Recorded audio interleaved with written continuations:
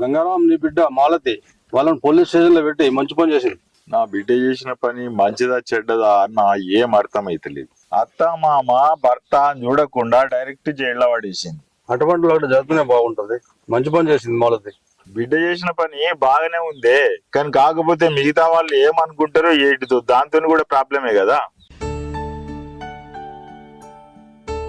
మా నాన్న ఒక్కనికి ఎన్ని తిప్పలైతానే ఏమో.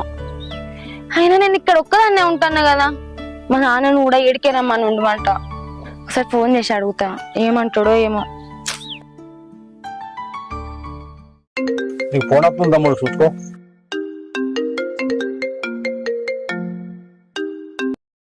నానా ఆ బిడ్డ ఒక్కనివి ఎన్ని తిప్పలు పడతాను ఏమో. పానం అంతా నీకే నల్లాడుతాందే. నానా ఇక్కడ ఒక్కదాన్నే ఉంటాను కదనే, నాతోటే ఉండు, రావే నా దగ్గరికి. ఇక్కడ వ్యవసాయం పని ఉన్నది కదరా.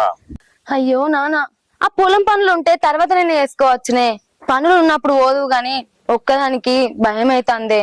రా నానా.